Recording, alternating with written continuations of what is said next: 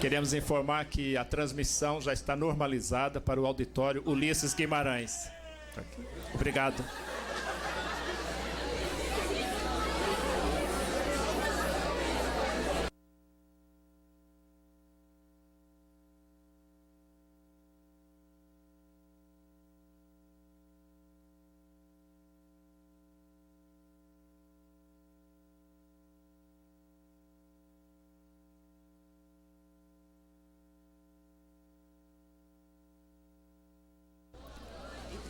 É com grande prazer que as Faculdades Metropolitanas Unidas, FMU, por meio do Complexo Educacional FMU, FIAM, FAAM, FISP, em parceria com a UniCeub, dá continuidade ao ciclo de palestras acadêmico-profissionais com a palestra Criatividade e Arquitetura, minha experiência pessoal, que será proferida pelo arquiteto Rui Otaki.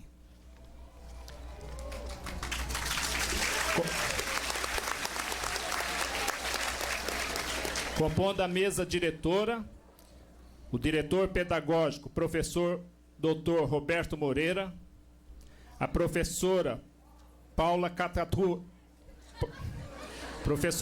Katakura, coordenadora do curso de Arquitetura e Urbanismo do Complexo FMU, o professor Alan Kozlakowski, diretor do Departamento de Comunicação e Artes, e o arquiteto Rui Otaki.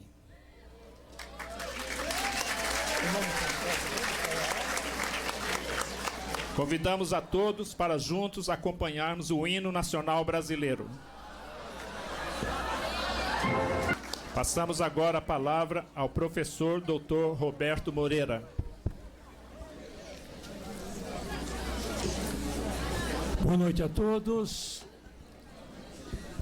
Prezada professora Paula, professor Alain, estimados alunos do Complexo Educacional FMU, senhores professores que nos dão a honra de suas presenças, senhores convidados que aqui estão presentes para prestigiar esta sessão de estudos. É com imensa satisfação que, em nome do professor Edevaldo Alves da Silva, nosso estimado presidente, e da doutora Labib Elias Alves da Silva, magnífica reitora, e de toda a comunidade universitária metropolitana, eu dou as boas-vindas ao eminente arquiteto Rui Otaki. Para nós, neste ciclo de palestras que tem como fundamento a importância que nós damos ao diálogo interno na universidade, assim como do diálogo que mantemos com a comunidade externa. Para nós, a presença do Dr. Rui Otaki tem um especial significado. Dr. Rui, neste mesmo auditório, esses dias, estiveram outras personalidades para tratar de assuntos diferentes, como é o caso do ministro Delfim Neto, do professor Luiz Gonzaga Beluso, do empresário Abraham Scheiman, do empresário Alencar Burti, do Dr. José Aristodemo Pinotti, e hoje de manhã com mais uma excelente palestra no campus Santo Amaro, com o Dr. Davi Wippe, tratando de sua experiência em Angola no tratamento da AIDS no país africano. É um ciclo de estudos, Dr. Rui, de caráter multidisciplinar, para que todos os alunos tenham a oportunidade de ouvir as vozes externas e confrontar com aquilo que estão ouvindo em sala de aula. Por essa razão é que, com grande satisfação, nós vemos a afluência maciça dos alunos em todos estes pronunciamentos. Apresentar o Dr. Rui Otaki eu acho que seria absolutamente desnecessário para aqueles que vivem o mundo da arquitetura, o mundo da arte e o mundo do encanto dos olhos. O tema que ele vai tratar de criatividade em arquitetura, minha experiência pessoal, diz tudo, já que, com toda certeza, nós vamos ouvir nesses 30 ou 40 minutos de exposição. Nós sabemos que a grande preocupação do Dr. Rui Otaki é a beleza da cidade, é a urbanização, é a harmonia da convivência do homem com o ambiente que, com toda certeza, dará condições da melhoria da condição de vida em nossa cidade. Então, com vocês, criatividade em arquitetura, minha experiência pessoal, na palavra do nosso estimado, querido convidado desta sessão de estudos. Muito obrigado.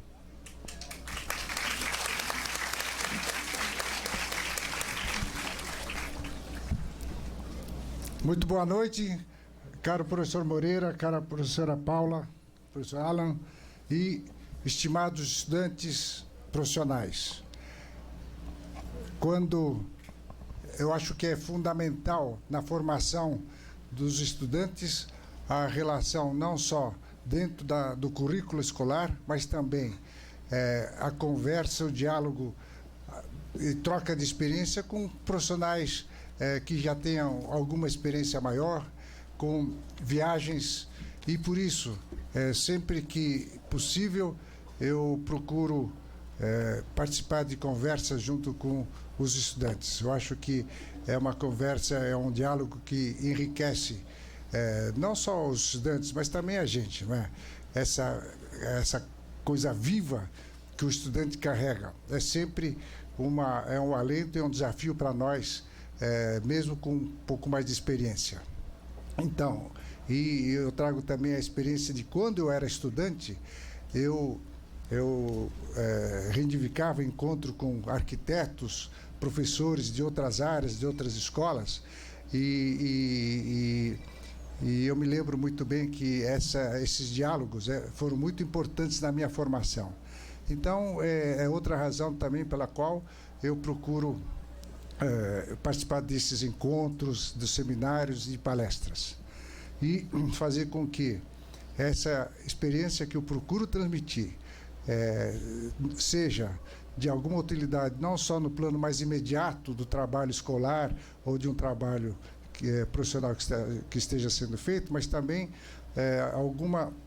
alguns pensamentos, algumas direções que a arquitetura deve tomar, segundo a minha opinião, em cidades como São Paulo, em cidades como Brasília, ou seja, nas grandes cidades brasileiras e, por extensão, as cidades latino-americanas e também africanas. Ou seja, são as cidades que convivem com um desajuste social muito grande. E aí é que eu acho que a nossa participação é muito importante. Fazer com que as sociedades possam caminhar de uma forma mais justa e que o nosso espaço de trabalho ao mesmo tempo que eu faço hotel unique sofisticado, eu trabalho como voluntário junto à comunidade de Heliópolis, né? No mesmo tempo, e sendo que o trabalho de Heliópolis continua até hoje, e eu acho que não vai ter fim.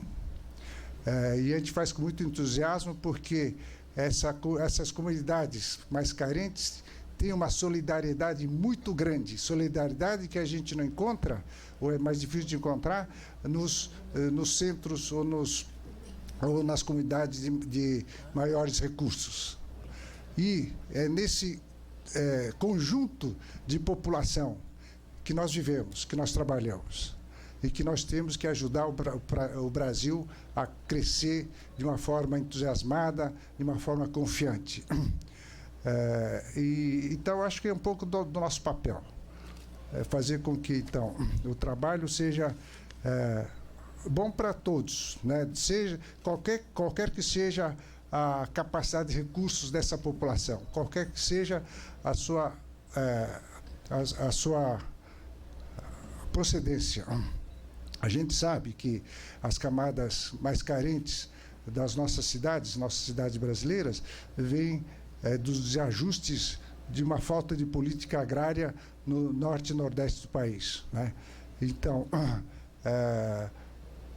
então as grandes cidades sofrem, de um lado, essa conjunção, essa chegada de outras populações, mas a gente tem que receber de braços abertos. E eu acredito que o próprio governo municipal e estadual tem dificuldades muito grandes em atender todas as necessidades das populações que vão chegando, né? Fazer o transporte chegar até as comunidades mais carentes, a educação, a saúde, etc. É um conjunto de medidas, de recursos e de pessoal humano muito grande, mas é assim que é a realidade brasileira, não só brasileira, mas também dos outros países latino-americanos. É essa a realidade. É por isso que eu respeito a questão da sustentabilidade. Eu acho que é um problema importante.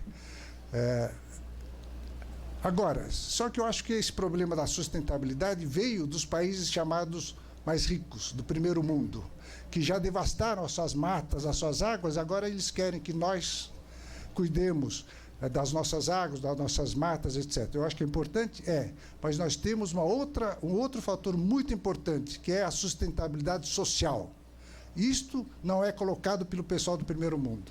Nós temos que saber colocar isso. Nós, Brasil, América Latina. E essa questão da sustentabilidade social é muito mais urgente para nós, é muito mais desafiadora, né? E nós temos que saber levar essa questão de uma forma boa, de uma forma construtiva e de uma forma otimista. Então, eu acho que na nossa formação de todos os estudantes, e particularmente naquilo que se refere à arquitetura, urbanismo, design, eu acho que essa questão da sustentabilidade social é muito urgente, muito desafiador. Eu coloco até mais urgente do que a sustentabilidade que se coloca normalmente em termos de reutilizações, a água, o gás carbono, etc, etc. São importantes, mas nós temos outra importância também, que o primeiro mundo não coloca muito, que é a questão da sustentabilidade social. Então, eu vou mostrar algumas experiências, alguns trabalhos que mesclam um pouco dessas preocupações e também da preocupação do nosso trabalho como arquiteto numa cidade como São Paulo ou algumas cidades de fora, a presença da arquitetura de uma forma bonita, de uma forma contemporânea e, tanto quanto possível, inovadora. Porque a arquitetura ajuda a contar a história da cidade. E a história da cidade no caso de São Paulo, o Ciclo Café, que teve a Estação da Luz, logo depois o Teatro Municipal, veio vindo, depois o centro da cidade, que teve a sua construção maior no começo do século passado, e hoje é o Centro Histórico de São Paulo. Sendo histórico, é necessária também a participação da arquitetura contemporânea. O histórico engloba não só o passado e o presente, mas também o olhar para o futuro. É essa visão que eu faço um esforço grande para nós colocarmos na nossa arquitetura. A nossa arquitetura, em minha opinião, ele tem que estar olhando para o futuro, a gente faz hoje, mas com olhar para o futuro e para que a arquitetura, tenha alguma perenidade, possa durar 30 anos, 40 anos, 50 anos, né?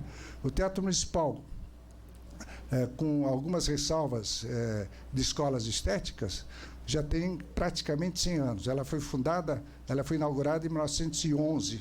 Daqui a 2 anos completa 100 anos. A Estação da Luz tem 150 anos, né? São obras que aguentam o tempo. Esse aguentar o tempo significa que a arquitetura não é feita para ela se aguentar, a arquitetura, ao longo do tempo, ela não pode ser feita de modismos. Ela tem que ter alguns conceitos, alguns conteúdos que consigam aguentar o andar do tempo e portanto, consigam participar da história da cidade. Então, bom, eu sou fundamentalmente profissional arquiteto de... Antes a gente falava prancheta, né? Para mim ainda é prancheta porque eu não sei mexer em computador, né? Então, eu sou basicamente o profissional de prancheta e tudo que eu estou falando é aquilo que eu penso. Em geral, eu penso depois do projeto. Eu não tenho um pensamento antes do projeto.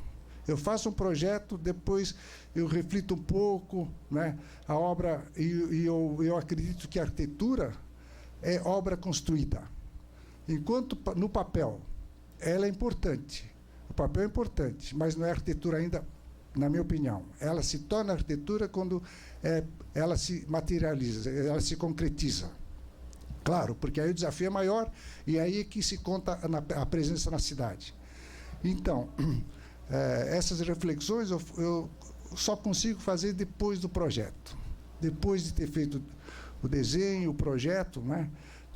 Penso um pouco, chego a algumas conclusões, e porque tudo que eu consigo pensar e falar um pouco, transmitir um pouco, são de experiências resultantes de elaborações de projeto. Então, vamos lá. Eu precisava tirar isso aqui. Tem aqui. Eu imaginava que o tempo fosse um pouquinho mais longo para a palestra, mas como é CD, quando era slides, né, a gente, na hora, tirava, controlava os slides e adaptava. Agora, com o CD, a gente traz, não dá mais para alterar. Então, o jeito é passar um pouquinho rápido, né, para dar tempo de fazer no espaço que o professor Moreira considerou e deixar uma abertura para o final para permitir eventuais perguntas e respostas. Então, vamos lá. Quem é que está mexendo? Tá bom, vamos lá. Tá. Agora, precisaria apagar um pouco a luz, não é?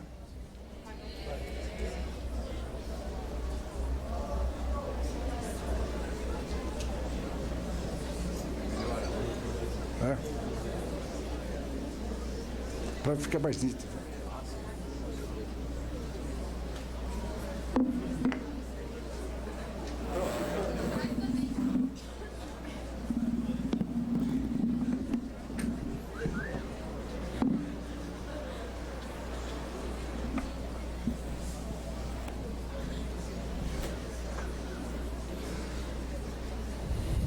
Um projeto que eu gosto muito e eu acho que é um projeto importante é sobre o Rio Tietê. Como todos sabem, o Rio Tietê nasce em Salesópolis, atravessa a cidade de São Paulo e desemboca no Rio Paraná, que por sua vez vai até o sul, forma o La Plata e desemboca na Argentina. Tá.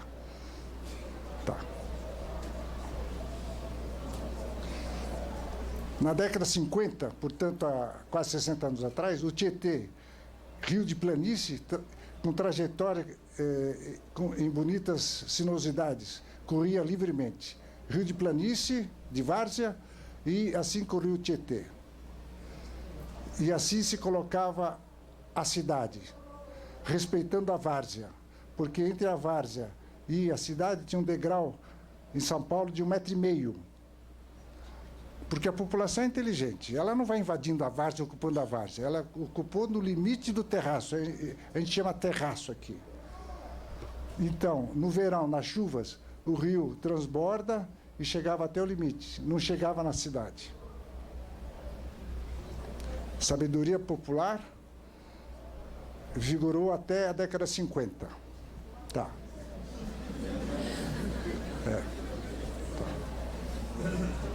Na década de 60, o rio é canalizado, desde a Penha até a cidade universitária. A canalização que nós conhecemos com a marginal do lado.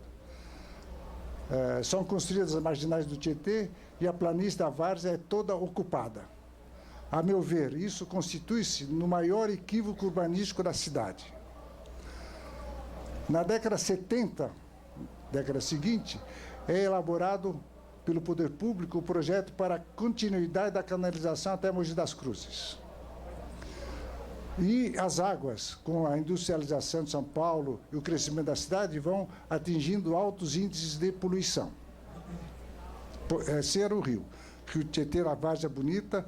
Em 60 foi feita a canalização com as duas marginais. E em 70, o projeto para a continuidade da canalização estava concluído. Estava concluído o projeto, né? Tá. Então, em 76, fizemos uma proposta urbanística, ambiental, ecológica e social com o projeto do Parque Ecológico Tietê. Tá. 76, a nossa intervenção.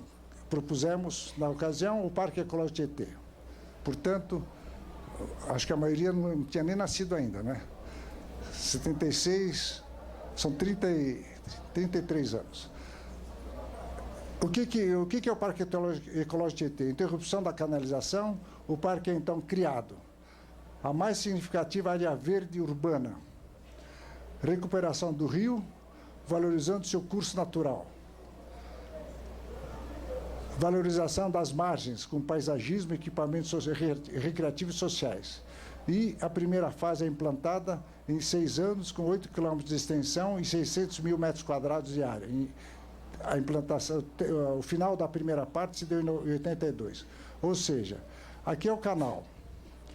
E a canalização que estava prevista daqui da Penha até Mogi, então nós conseguimos fazer com que o poder público não canalizasse o rio de planície, mas deixasse o curso natural do rio, valorizássemos as margens, construindo,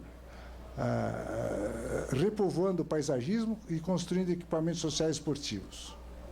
E a primeira fase vai daqui da Penha até a alça do aeroporto de Cumbica, tem 8 quilômetros de extensão. Tá. Então, não fazer isto, ou seja, canalização com a marginal junto.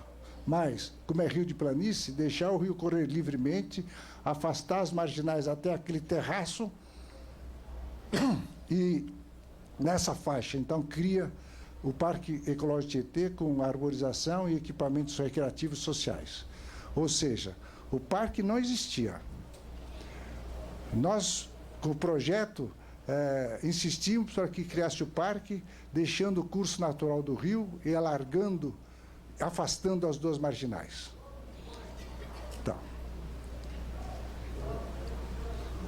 Então, o curso natural do rio foi deixado. Essa foto é da época. Então, o paisagismo ainda não tinha se formado. Os equipamentos esportivos, sociais, educativos e as duas marginais, então, bem afastadas aqui e do outro lado, que nem aparece na fotografia. Então, daquele canal com as duas marginais encostadas, nós conseguimos fazer com que as marginais se afastassem, o rio tivesse o curso natural e, nas margens, paisagismo e equipamentos recreativos. Tá. Então, isso foi implantado, ali é a skyline da cidade, o rio Tietê, a várzea toda para o parque ecológico e equipamentos, marina aberta, centro infantil, etc. Tá. Piscina do parque, vestiários, quadras. Aqui a gente consegue vislumbrar o rio Tietê e a boa mata foi preservada. Tá. Outro trecho. Tá.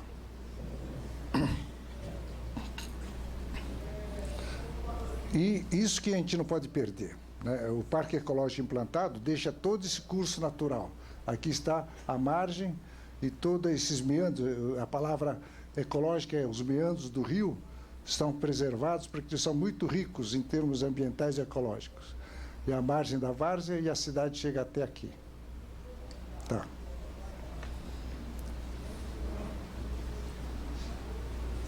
A parte da geografia foi projetada pelo Aziz Absaber. Então, esse desenho é dele. Aqui é o resumo do texto.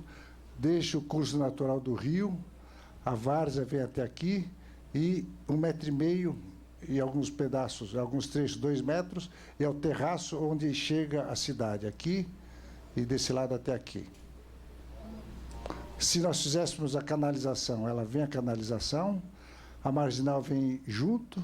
E a ocupação chega aqui, invade as várzeas. A gente perde tudo isso. Como perdemos na parte que foi canalizada. Tá.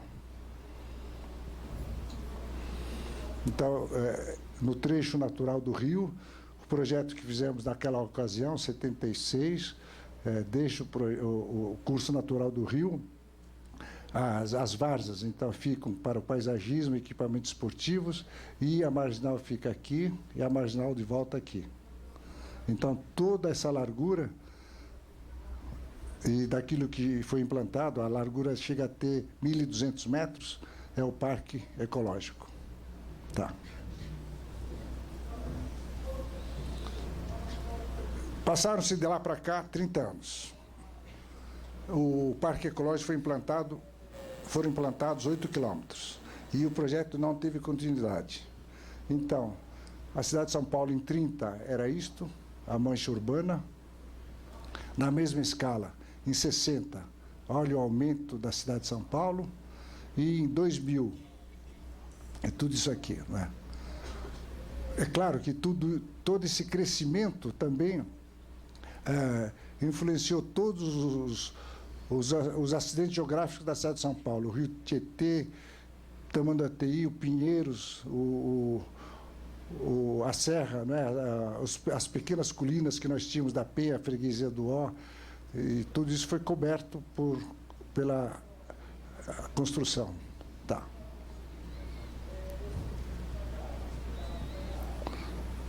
Então, o que aconteceu? Os problemas sociais se agravaram muito nesse período, nesses 30 anos.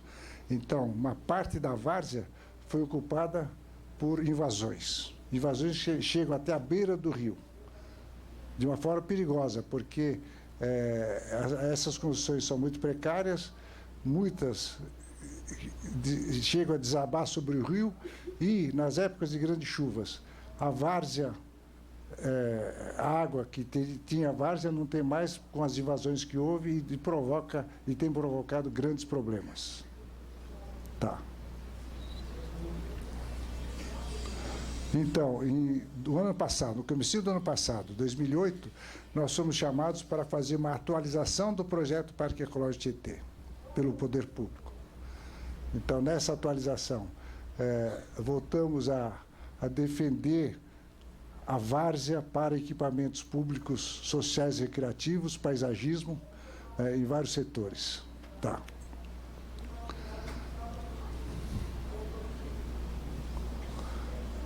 Aqui no extremo leste da cidade de São Paulo, perto de Itaim Paulista, São Miguel, e aqui é um bairro chamado Jardim Helena.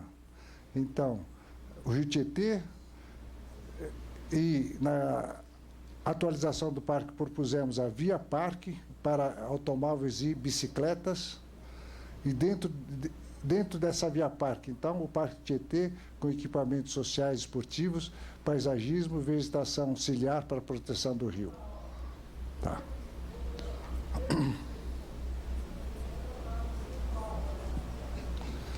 Essa planta da Vila Helena. A Via Parque é isto, o Rio Tietê, e equipamentos sociais esportivos, sempre os equipamentos de esporte aberto, tipo futebol, quadras, mais perto do rio, onde a inundação prejudica menos. Aqui é a parte um pouco mais alta, e aqui a inundação não chega. E todo o tecido urbano é esse bege aqui. Tá. Alguns equipamentos do tipo este, que é o Instituto do Eucalipto, porque na região onde o Tietê passa que teve um plantio muito grande de eucalipto, então fazia um pavilhão pequeno, só trabalhando com eucaliptos. Aqui eucaliptos menores, de diâmetro de 4, 5 centímetros, trançado, e aqui eucaliptos de porte maior, 20, 25 centímetros, para formar um pequeno auditório, e aqui seminários e uma pequena administração. E embaixo exposições. Tá. E valorizar a nascente do rio Tietê. Como qualquer nascente, pode ser do Amazonas, do Mississippi, qualquer rio. A nascente é sempre pequenininha, nenhum rio nasce caudaloso, né? O Tietê é a mesma coisa. Então, é bom que a gente valorize essa nascente, porque hoje vão algumas caravanas de estudantes com ônibus, é uma nascente muito exígua e que sem nenhuma valorização. Chega o ônibus com estudantes, eles olham, 10 minutos depois não tem mais o que fazer e vão embora. Né? Então, a nossa ideia é valorizar a nascente com atividades várias e um marco enfim, para marcar esse local.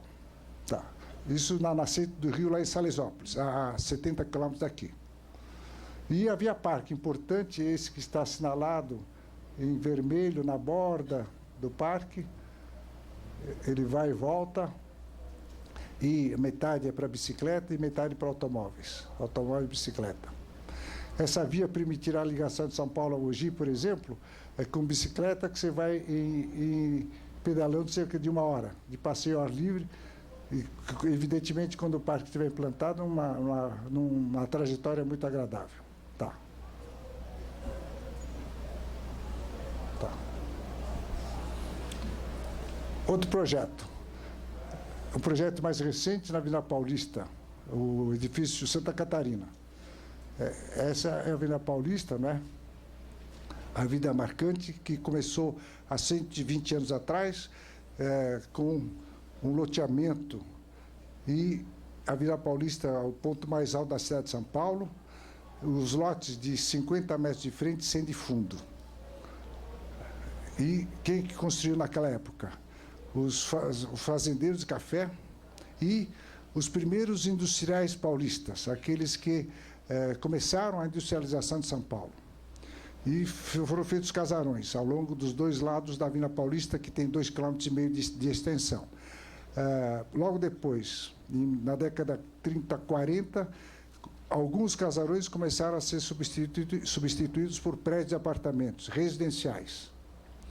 Isso foi até 50, 60. Começaram a surgir outros prédios, agora de pequenos escritórios. E, a partir da década de 80, dos grandes escritórios, das grandes instituições financeiras que saíam do centro da cidade de São Paulo e procuraram o eixo da Paulista. Então, essa é a história de 120 anos de um dos eixos mais marcantes da cidade de São Paulo. E foi aí que nós fizemos um projeto recente. Chama Edifício Santa Catarina, na Paulista, esquina da... Como é que chama a rua? Teixeira da Silva, e é um prédio de 18 andares. E qual é o diferencial que ele tem? Além do térreo ser de pilotis, ele tem 3 andares normais, mais 3 andares recuados, e os outros andares voltam no normal. E esse balanço de 7 metros se configura muito fortemente para quem está andando na Paulista ou quem está andando de carro aqui. Tá.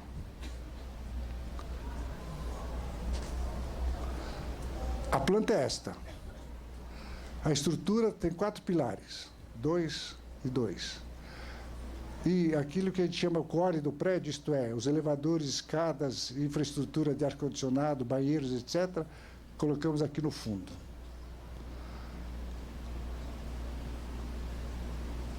São parênteses. O Partido norte-americano de projetos e escritórios é fazer esse miolo no centro do prédio. É mais equilibrado estruturalmente? Mas eu acho que se perde essa visão grande. Os escritórios ficam reduzidos a um corredor largo, em toda a volta. Eu prefiro fazer com esse espaço grande, dar uma liberdade maior e representa melhor o esforço da estrutura. E para reforçar mais ainda o sentido estrutural, é que nós fizemos esses 3 andares normais, o prédio recua. Recua onde? Recua até aqui. Esse caixilho vem para cá. Esse caixilho vem para cá. Depois ele retoma. Porque se eu faço o vidro inteiro vindo até embaixo, a gente não sabe se a estrutura está na borda, se está aqui, se tem 20 pilares ou se tem 4. Eu acho que o esforço estrutural é interessante que aparecesse nesse caso. Tá. Então, isso aqui é uma foto de quem está andando na Paulista. Então, os 3 primeiros andares, depois esse recuo e o balanço todo aqui, de 7 metros. Depois o prédio continua. Tá. Tá.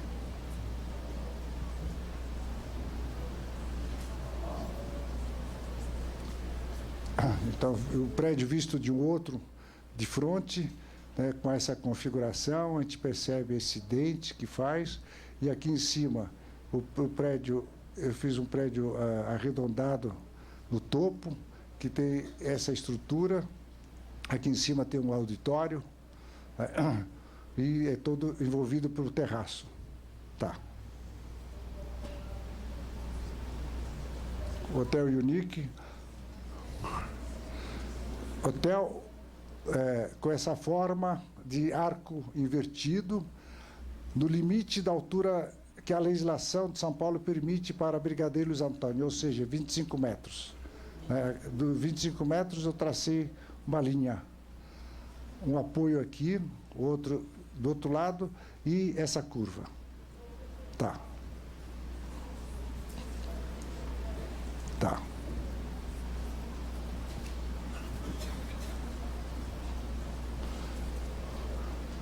Isso aqui é do Google, a Brigadeiro Luiz Antônio.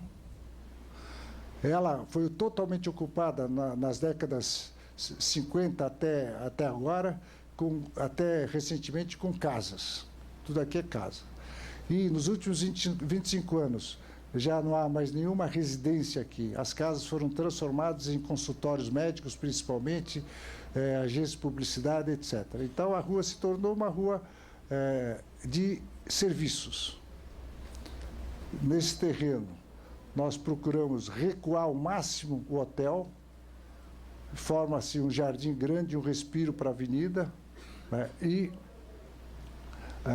agora, com a construção de alguns edifícios, um por aqui, enfim, tem 3 edifícios aqui no final, que começam a formar um ambiente, um entorno de arquitetura contemporânea. Isso eu acho bacana e vão fazer força para que a substituição das casas seja por edifícios contemporâneos, evitando aqueles neoclássicos, né? E fazer um ambiente bonito. Tá. Tá. Dentro do conceito, então, hotel de uma grande cidade. Na hora que eu tenho esse vazio, e esse vazio de 25 metros de altura, uma curva que desce, esse vazio caracteriza um hotel de uma grande cidade. Não dá para fazer hotel com 25 metros de vazio aqui, como resort, ou na beira do mar, ou numa cidade muito pequena.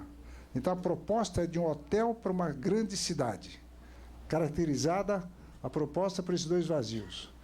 E é a primeira vez que eu faço, na arquitetura, a entrada lateral. Eu acho que a entrada na arquitetura tem que ser de frente, né? Aqui, por que a exceção? Porque para valorizar e para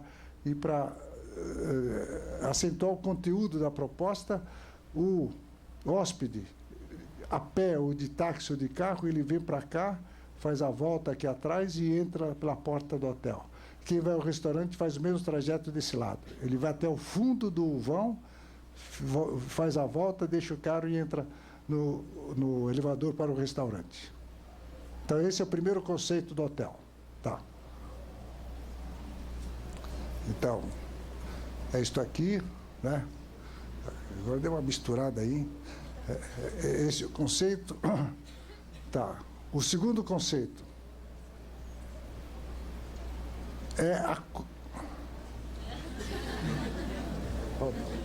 Segundo, pode deixar. Bom, o segundo conceito, a curva do hotel. Essa curva que vem, faz a volta e vira para cá, né? São 6 andares de apartamentos. Então, e os apartamentos da ponta aqui? Nesse desenho. Os apartamentos da ponta também são curvos.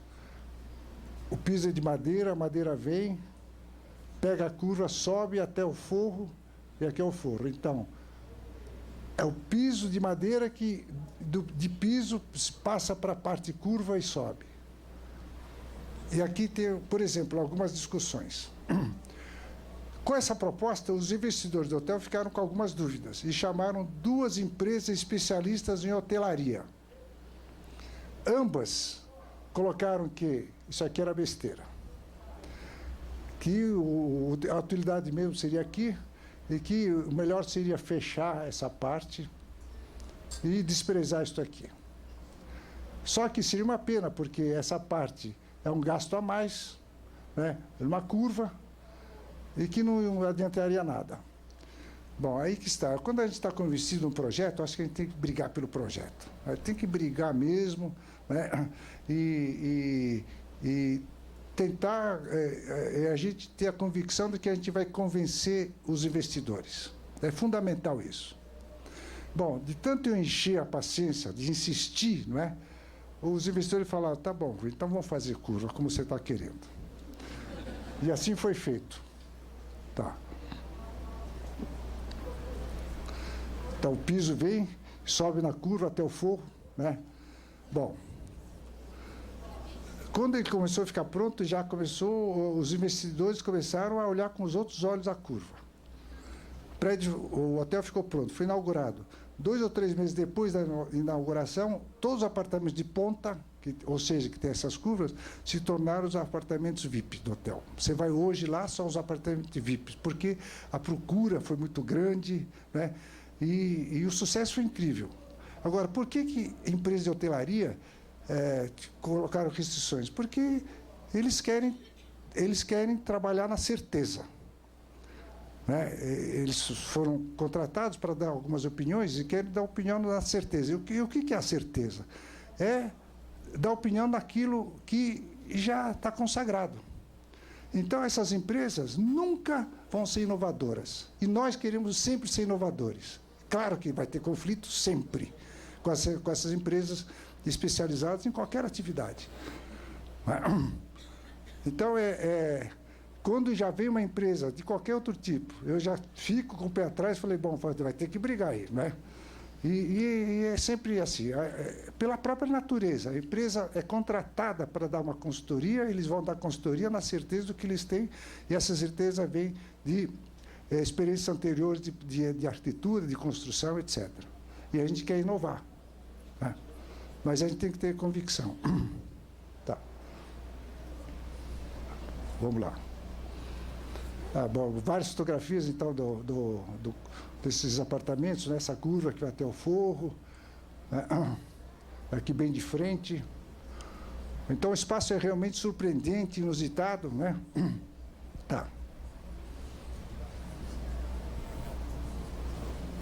Outro conceito, o corredor e o apartamento. Essa aqui é a planta tipo. No caso, é do último andar, porque é mais longo, pela curva é o andar mais longo. Então, qual é a solução tradicional, convencional? Aqui são os elevadores, escadas, a governança do hotel, etc. A solução tradicional é sair do elevador, pega um corredor, né? Os apartamentos ficam aqui, e desse lado. É a solução tradicional. Eu não queria, com essa forma que o hotel começou a ter, etc., que o corredor fosse totalmente convencional. Então, eu peguei a forma do arco e reduzi numa planta e fiz um bloquinho com 4 apartamentos. Este de canto igual a este e este aqui igual a este. De novo, a questão da hotelaria. Mas é complicado, porque a camareira, né, as nossas cabeleireiras têm uma formação um pouco mais precária. Então, se cada quarto tiver banheiro diferente, cama diferente, vai ser um problema, né? Tá bom. Então, essa forma, mas esse banheiro é idêntico a este. Portanto, idêntico a esse, idêntico a esse. Banheiros iguais. E as camas, criado mudo, etc., são todos iguais. Então, apesar da forma ser muito diferente, as unidades, as peças são todas iguais. E qual a grande vantagem? Então, o hóspede sai do hotel, do elevador, então, primeiro ele não vê mais o fundo. Então, ele vem por aqui. Na hora que ele chega aqui, ele começa a perceber a luz natural que entra aqui. Então, ele continua andando. Daqui ele vê a cidade. Nenhum corredor convencional de hotel você enxerga a cidade e nem tem luz natural. Tem aquele corredor com iluminação.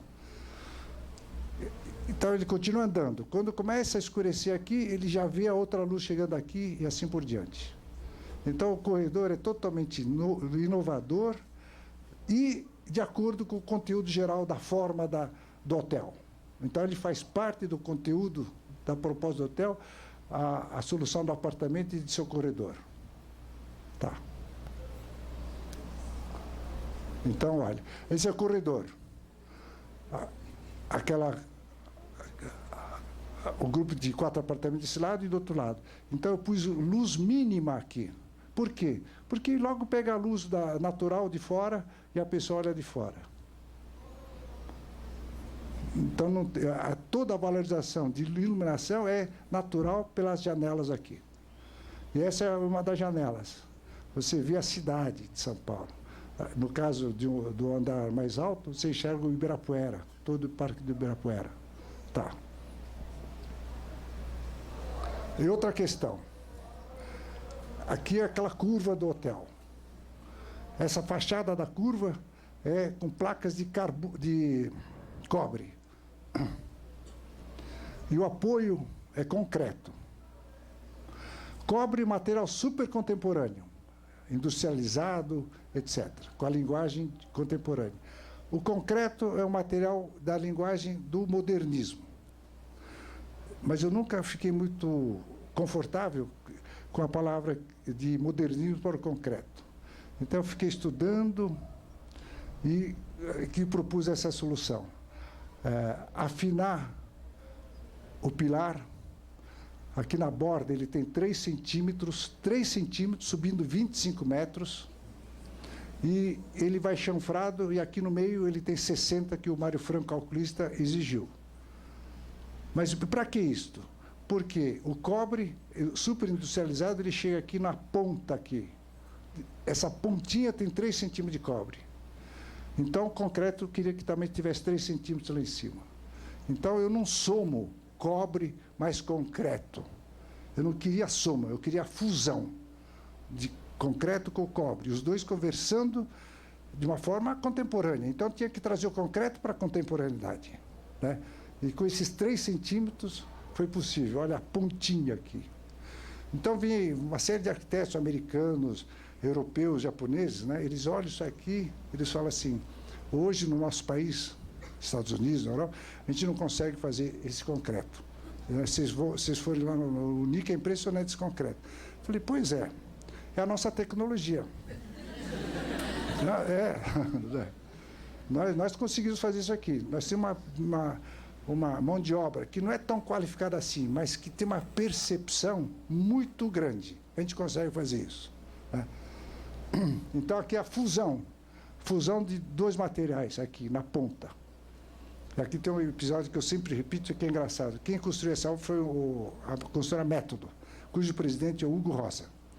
Então, nós fazíamos reuniões aqui na obra a cada 15 dias. E no dia que eu consegui chegar nesse detalhe no desenho, eu expliquei ao Hugo, então, esse pilar vai subir, de acordo com o cálculo do Mário Franco, mas aqui na borda, eu já falei com ele, vamos afinar com 3 centímetros. Então, isso aqui tem que estar bem vertical, né? Não tem nenhum apoio lateral, só tem lá em cima o encontro. Ele falou, tá certo. Qual é a tolerância que você dá? Eu falei, 2 milímetros, velho. ele virou as costas, nem falou tchau e foi embora, né? Mas isso aqui ficou perfeito. A gente põe o prumo, né? Um prumo longo, e é de um rigor de vertical assim, muito impressionante. Tá. O outro conceito é a questão do interior e exterior, né? Aqui é a Brigadeiro Luiz Antônio, todo o lobby, o saguão do hotel, fazendo essa ligação para fora. E isso aqui é super industrializado. E no industrializado eu quis ter uma mão artesanal, coloquei 4 placas de concreto rasgando o vidro, né? De propósito, fora da modulação. Aqui o concreto não pintado, mas é um concreto na argamassa, concreto que a gente chama pigmentado de vermelho, dá um ambiente diferenciado para esse espaço logo na entrada do hotel. Tá.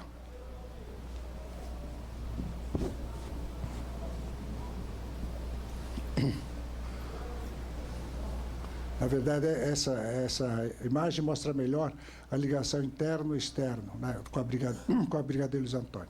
Tá.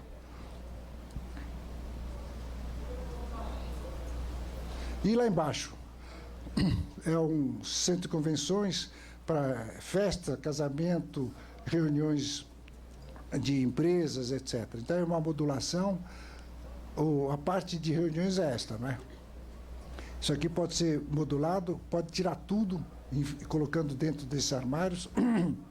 E o serviço, aqui é a cozinha, o serviço da volta, pode ser alimentado tudo por aqui. E ficou um ambiente bacana. Essa aqui é uma foto, 6 metros de pé direito, né? Essa aqui são uma das divisórias, uma delas aqui. E o forro, como isso aqui é no subsolo, então tá bom, é subsolo, vão fazer o forro, não um forro normal de gesso inteiro, mas vão fazer inteiro em forma de nuvem. É no subsolo, vão fazer nuvem no teto. Tá.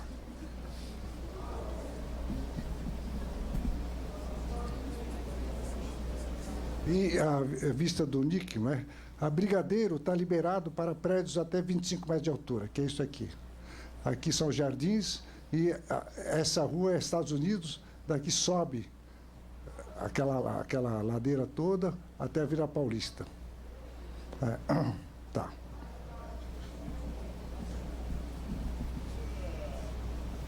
Uma revista importante, talvez a mais importante de turismo no mundo, é uma inglesa chamada Traveller. Então, em 1905 ou 4, eles convidaram um grande crítico internacional da arquitetura chamado Paul Goldberger para ele selecionar algumas obras importantes na virada do século. Então, e essa revista fez esse número para os próximos desejos, 7 desejos. Tá.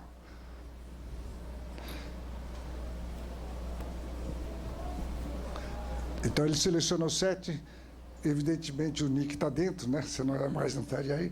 O NIC, o prédio, um edifício da loja Prada, em Tóquio, dessa dupla suíça, né? Herzog de Meuron, um centro comercial em Londres, uma igreja católica projetada pelo Richard Meyer, um centro musical de Frank Gehry, e aqui um centro cultural daquele escritório Futura Systems. Tá.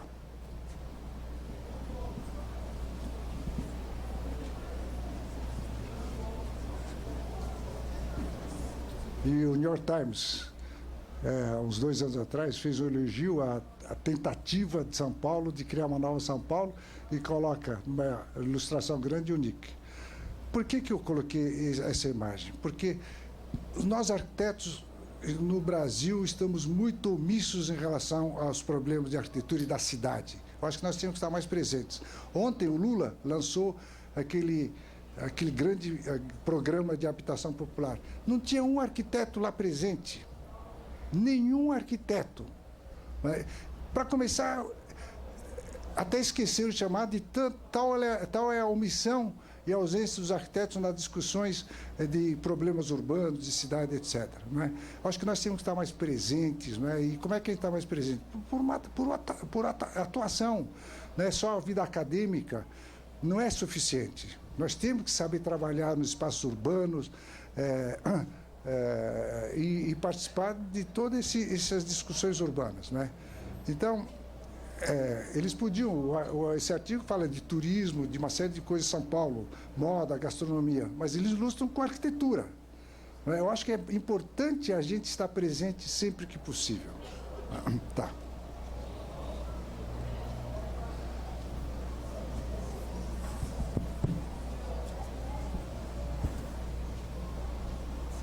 Hotel Renascença, na Alameda Santos, esquina com a Doc Lobo. De cara, eu mostro essa foto. Esse projeto está concluído há 10 anos. Então, vocês vejam, o Renascença aqui e mais de 50 prédios em volta. Todos branquinho, azul clarinho, cinza claro, sem personalidade. Então, até foi uma pessoa que nem eu conheço, que estava voando de helicóptero e fotografou e pediu a foto. Né? E eu acho que o Brasil é um país que sempre teve muita cor. Né? A gente pega cidades preservadas, tipo Paraty, Ouro Preto, Salvador, preservadas. Nos últimos 100 anos é que as nossas cidades foram perdendo cor, a tal ponto de ficar isso aqui. Né? Então, eu acho que a cor é importante, eu gosto muito de usar cor, e eu espero que a arquitetura contemporânea também, a gente use a cor com mais coragem, né, com mais convicção. E aqui eu me reporto ao Ariano Suassuna, que é um grande intelectual. Ele já foi secretário da Cultura de Pernambuco. Ele faz teatro, poesia, etc. Um grande artista e intelectual. Ele, num trecho de um livro chamado Armorial, ele escreve assim: chega de arquitetura branquela.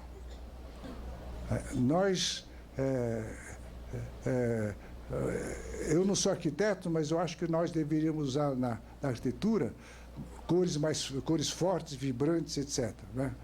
E depois quando eu li esse artigo, que faz uns 10 anos, eu comecei a mandar os projetos para ele ver, etc. Hoje ele ficou meu amigão, né? Tá.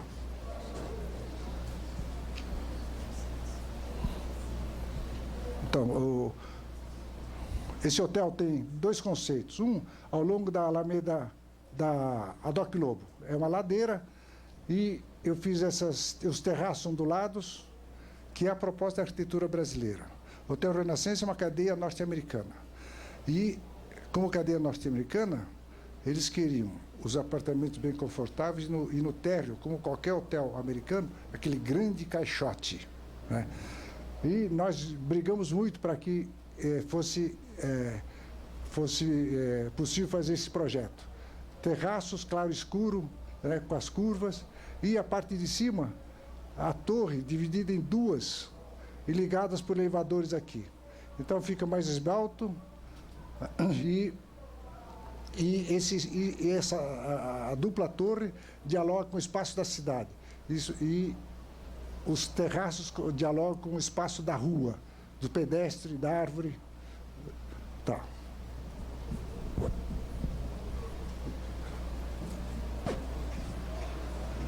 Aqui.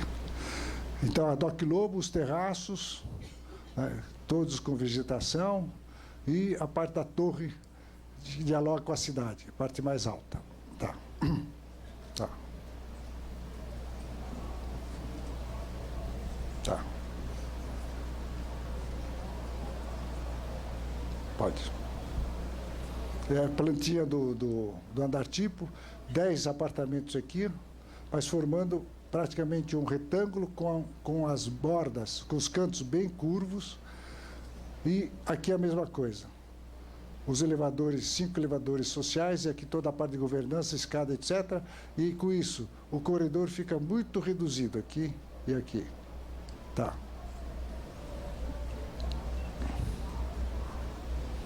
o restaurante no térreo, o último terraço, né, com toda a luminosidade, etc.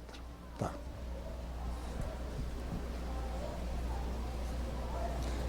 O Parque Ecológico de Indaiatuba, a proposta é a mesma do Parque Tietê.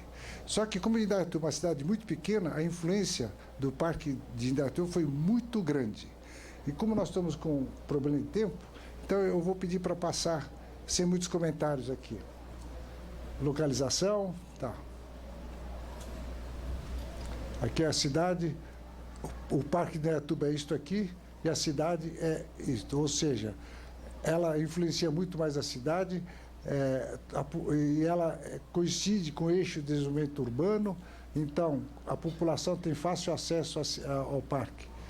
E desde que o parque ficou concluído há 12, 13 anos atrás, você vai, como hoje, um dia bonito, fim de tarde, fica cheinho. A gente tem a impressão que a cidade inteira foi para o parque, né? Tá.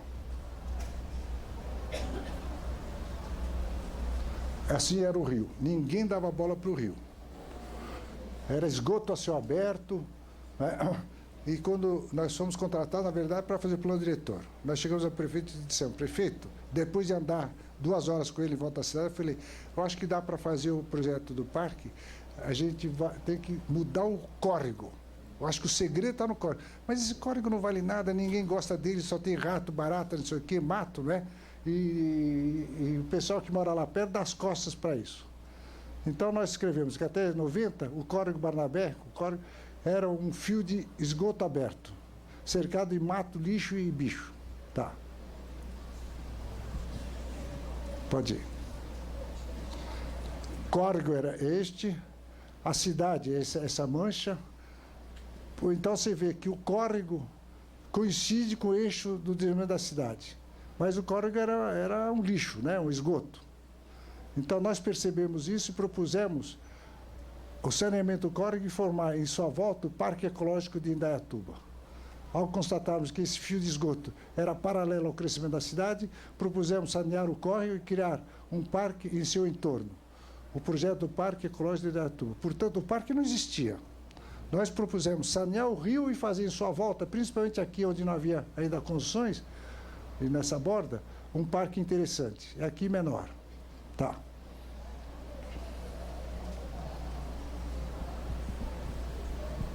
Então, o parque foi concluído em 4 ou 5 anos. Então, com as 2 marginais afastadas, o córrego já saneado. Aqui na parte estreita do córrego, não fizemos o desenho mais generoso, mas fizemos um desenho geométrico, né, nessa parte estreita. Tá. Tá. Então, esse é o desenho, né, do parque. E da cidade, esse branco é o centro da cidade. E toda a população chega muito facilmente para cá. Tá. Proposta, então. Saneia, valoriza o rio, a marginal vem para cá, e dentro fica o Parque Ecológico de Indaiatuba, que é a proposta idêntica conceitualmente ao Parque Ecológico Tietê. Tá. Não fazer, então, isto, não repetir o erro da canalização do Tietê, mas deixar o córrego nos cursos natural, sanear e fazer a marginal, não junto, mas afastado assim, e com isso criar o parque. Foi isso que foi feito lá. Tá.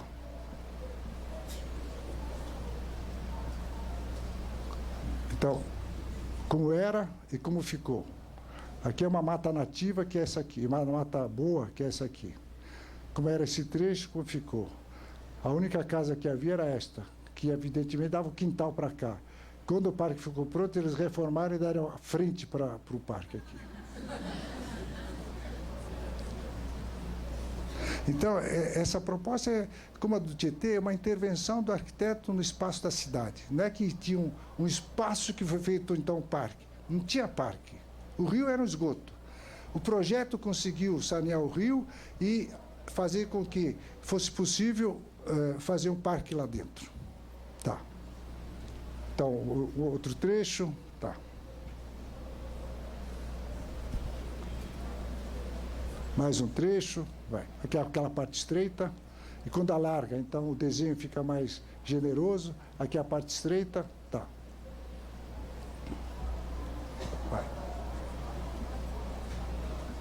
aquela mata que existia. Vai. Uma pequena arena também.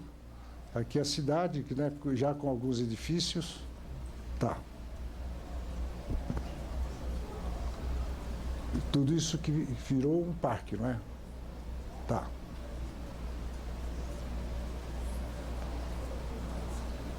Há quase 20 anos atrás, fizemos o projeto, a convite do Itamaraty, nosso Ministério das Relações Exteriores, o projeto da Embaixada do Brasil em Tóquio.